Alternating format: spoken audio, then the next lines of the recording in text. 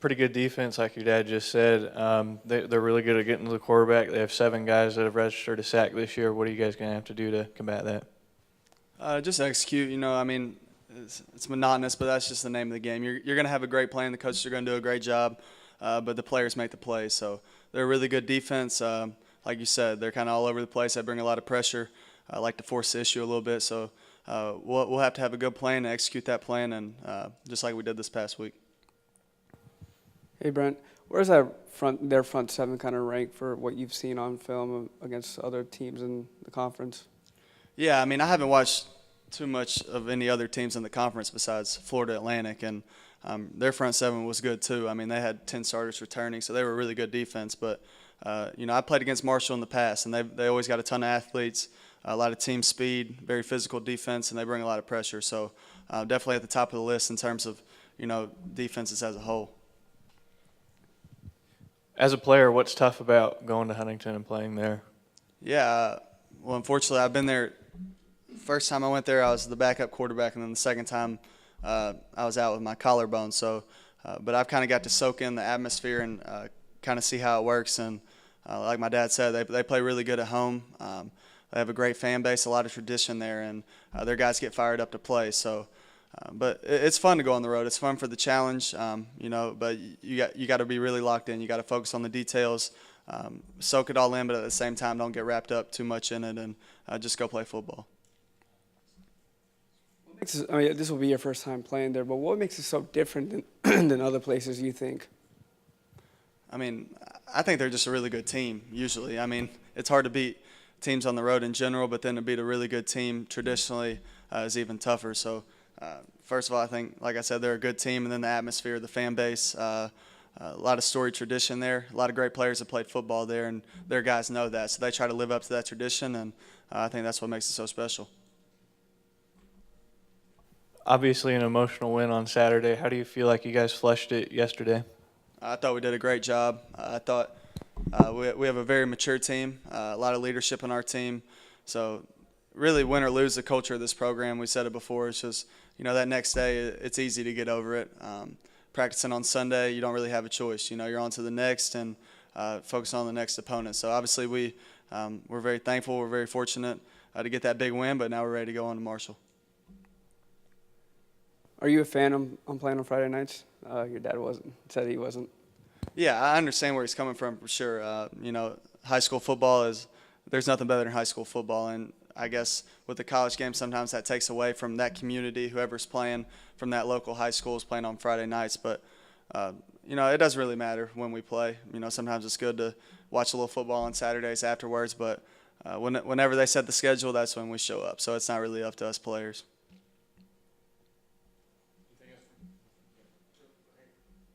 Does it help you that you have to, the 24-hour rule is in effect, but, you got the game Friday, so it reduces another day to kind of get patted on the back, I guess?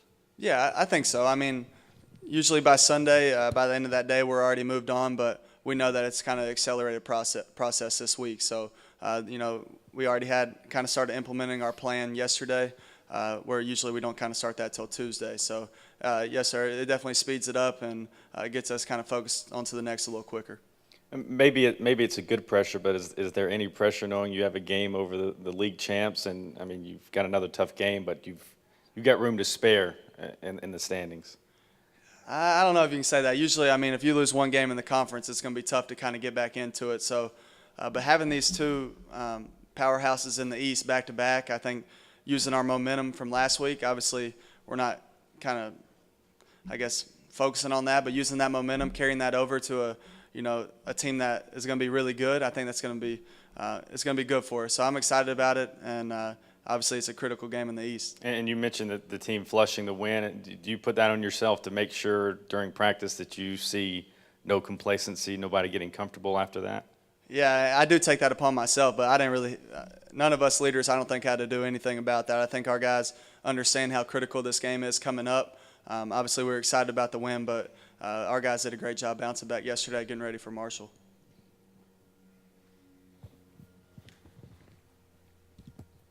What do you think has been the biggest change for Patrick Smith? Seems like he's already getting pretty close to his catch total from last year.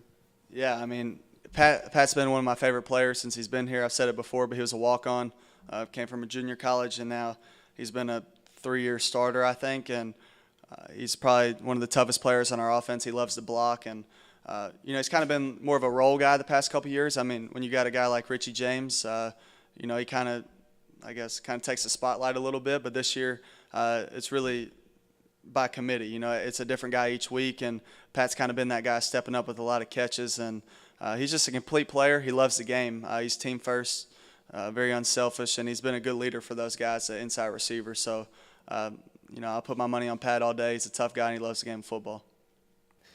You guys got Marshall on Friday. What does their offense look like, and how you guys slow down a good passing attack like they have? They're, as you said, they're a good offense. So, I mean, just coming out, putting last week behind us, just coming out fast. It's a faster game since it's being played on Friday. So, I mean, just take care of the little things throughout the week, just to be prepared come Friday. What was the biggest thing that Coach Schaefer told you guys in the defensive meeting room yesterday, especially after that second half against Florida Atlantic? I mean, basically, just a good team win. Good effort by the on defense. Just keep competing.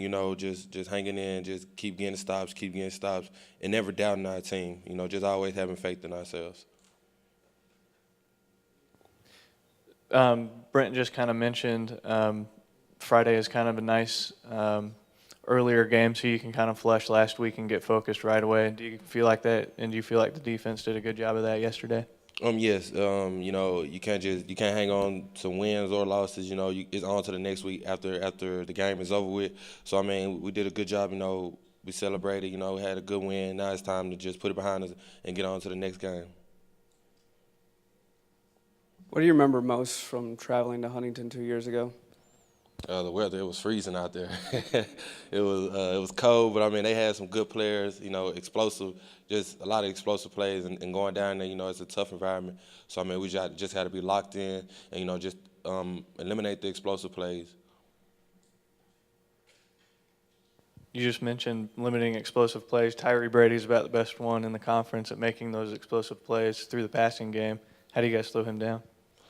Just game plan, and, just find out what they like to do with him, just try to fly to the ball. It's going to take all 11 guys on defense to just rally around, just get to the ball and play fast. How big was it having Reed back, and especially Javonte playing his first game on Saturday? What does that kind of do for you guys on defense, just having those two back? It's just a good confidence to know that those two guys are behind you, because they always know what to do and they're going to be in the right spot. And, it just leaves no doubt that you have somebody behind you to protect you. Darius, you guys right now after 4 games are in the top 10 in the country in fewest penalties. And talk about what goes into that and being able to be disciplined on the field, and because that saves your team a lot of yards. Yes, Coach preaches to us all the time, just play smart when, in the penalty battle, you just want to play smart, because, I mean, it just correlates to winning. The less penalty you have, the likely chance you have to win. So, I mean, it really hurts when you have a lot of, multiple penalties.